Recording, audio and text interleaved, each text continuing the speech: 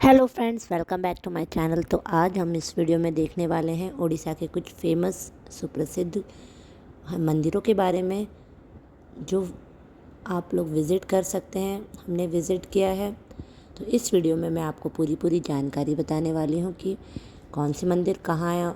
तो वीडियो के अंत तक बने रहिएगा। पहला देखते हैं हम लोग बेड़ी हनुमान मंदिर। बेड़ी हनुमान मंदिर जो पुरी के समुद्र तट यानी सी बीच के पास ही है, रोड पर ही है और आप लोग जा सकते हैं। इसका टाइमिंग है सुबह 6 बजे से शाम 6 बजे और एंट्री फीस प्रति व्यक्ति 5 रुपये है। बेड़ी हनुमान नाम से ही समझ में आता है कि जंजीर से बंधे हुए हनुमान। इस नाम के पीछे भी एक दिलचस्प कहानी है। कहा जाता है कि भगवान जगन्नाथ ने हनुमान को समुद्र के प्रकोप से पुरी की दिन रात रक्षा करने का जिम्मा सौंपा था। हालांकि एक बार वे भगवान जगन्नाथ को बताए बिना लड्डू खाने के लिए अयोध्या चले गए। इसी बीच समुद्र का पानी पुरी में घुस आया और जगन्नाथ मंदिर को काफ़ी नुकसान पहुंचा। भगवान जगन्नाथ को भगवान हनुमान की अयोध्या यात्रा के बारे में पता चला। जब हनुमान पुरी लौटे तो भगवान जगन्नाथ ने उनके हाथ पैर रस्सी से बांध दिए और उन्हें समुद्र तट पर निगरानी करने का निर्देश दिया। यह एक लोकप्रिय मान्यता है कि उस समय से समुद्र का पानी कभी भी पुरी में प्रवेश नहीं करता और जगन्नाथ मंदिर तक नहीं पहुंचता। तो आप भी इस मंदिर का दर्शन कर सकते हैं। बस एक बात का ध्यान रखें कि वहाँ के जो पंडित हैं उनकी बातों में ना आए, जो आपको मैं एक सलाह देना चाहूँगी। अब मैं आपको लेकर चलती हूँ उड़ीसा के सुप्रसिद्ध जगन्नाथ मंदिर, जो 4 धाम में से भी एक है। मंदिर में बहुत से ऐसे रहस्य, जैसे कि एक प्रकाश जिसमें कोई अंधकार ही नहीं। जगन्नाथ मंदिर के रहस्य में से एक ऐसी घटना भी शामिल है जो तर्क और व्याख्या को चुनौती देती है। समय या सूर्य की स्थिति चाहे जो भी हो, मंदिर छाया से अछूता रहता है, जिससे यह संदेह होता है कि यह एक वास्तुशिल्प है या कोई चमत्कार है। अब मैं आपको जगन्नाथ पुरी मंदिर के ध्वज के कुछ रोचक तथ्यों के बारे में बताऊंगी कि ये जो मंदिर का ध्वज है वो हर दिन बदला जाता है। मंदिर के शिखर पर लगा ध्वज हर दिन बदला जाता है। यदि किसी दिन ध्वज नहीं बदला गया तो मंदिर 18 साल तक बंद रहने की मान्यता है। यह भी कहा जाता है कि ध्वज हवा की विपरीत दिशा में लहराता है। ध्वज बदलने का कार्य चोला परिवार द्वारा किया जाता है, जो 800 वर्ष से यह कार्य कर रहा है। कुछ लोग ध्वज को भगवान जगन्नाथ का प्रतीक मानते हैं, जबकि कुछ इसे भगवान के प्रति सम्मान और भक्ति का प्रतीक मानते हैं। यह भी माना जाता है कि पुराना ध्वज बुरी ऊर्जा को खींचता है, इसलिए इसे हटा दिया जाता है। ऐसा बताया जाता है कि मंदिर के ऊपर से कोई भी विमान नहीं उड़ा सकता, और तो और पक्षी भी उड़ने से डरते हैं। सबसे विशेष होता है यहाँ का प्रसाद। जगन्नाथपुरी में मिलने वाले प्रसाद को महाप्रसाद कहते हैं। ऐसा कहा जाता है कि इसके पीछे एक खास विधि का उपयोग होता है।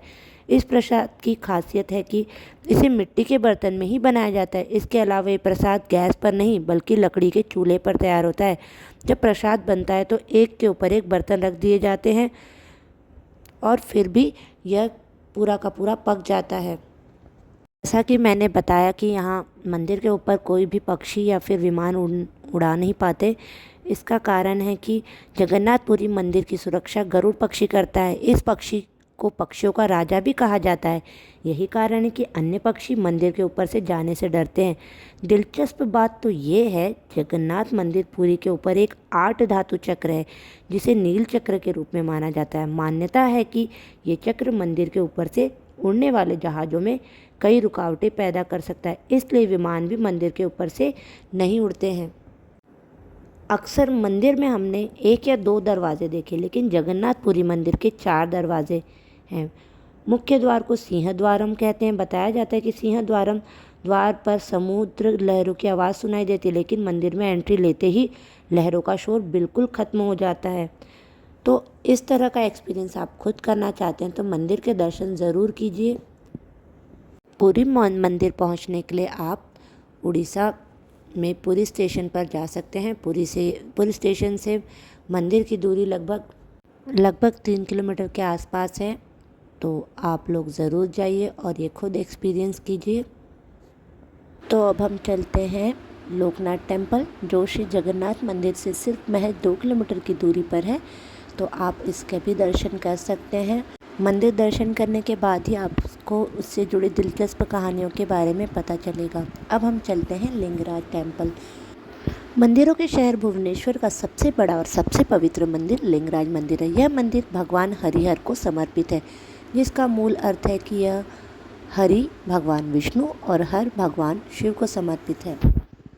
मंदिर में पूजा अर्चना के अलावा इस जगह पर सबसे खास बात इसकी भव्य वास्तुकला को देखना है, और इसी के साथ साथ आप लोग बिंदु सरोवर जो लिंगराज मंदिर के उत्तर में स्थित है, यह झील 700 फीट से 1300 फीट लंबी है, तो यह भी देखने लायक है। और आप लिंगराज मंदिर पहुंचना चाहते हैं तो बहुत ही आसान है। आप भुवनेश्वर से अगर आप ट्रेन से जाते हैं तो ये महज 4.5 या 5 किलोमीटर की दूरी पर है, तो आप आसानी से टैक्सी ऑटो करके इस मंदिर में पहुंच सकते हैं। और इसके साथ ही साथ इसके सच में वो जो वास्तुकला है, ये देखिए जो मैं आपको बता रही थी, ये जो यहाँ पर सरोवर है ये बहुत ही सुंदर है। और मंदिर के अंदर तो कैमरा अलाउड नहीं था, मोबाइल अलाउड नहीं था। मंदिर के बाहर ही आपसे जो टेंपल पुलिस होती है वो आपसे मोबाइल रखवा लेते हैं।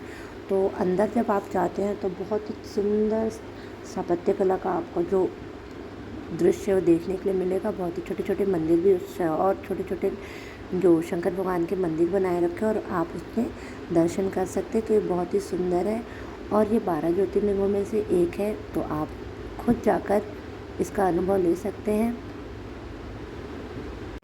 मंदिर में प्रवेश के लिए कोई शुल्क नहीं है। यह सभी दिन सुबह 6 बजे से शाम 7 बजे तक खुला रहता है। एक बात ध्यान रखनी है कि मंदिर परिसर के अंदर कैमरे सहित इलेक्ट्रॉनिक गैजेट्स की अनुमति नहीं है। तो मैं आप देख रहे हैं कि मैंने बाहर से वीडियो बनाया, अंदर का तो वीडियो नहीं है। और मंदिर परिसर के बाहर पार्किंग की सुविधा उपलब्ध है और मंदिर में जूते चप्पल ले जाने की अनुमति नहीं है। ये देखिए यहाँ से आपको एंट्री करनी है, तो हमने बाहर फ़ोटो खींच लिए क्योंकि अंदर तो बिल्कुल भी अलाउ नहीं था। आई होप आपको मेरा ये ब्लॉग पसंद आया होगा। Thank you for watching. Like share and subscribe. Bye bye.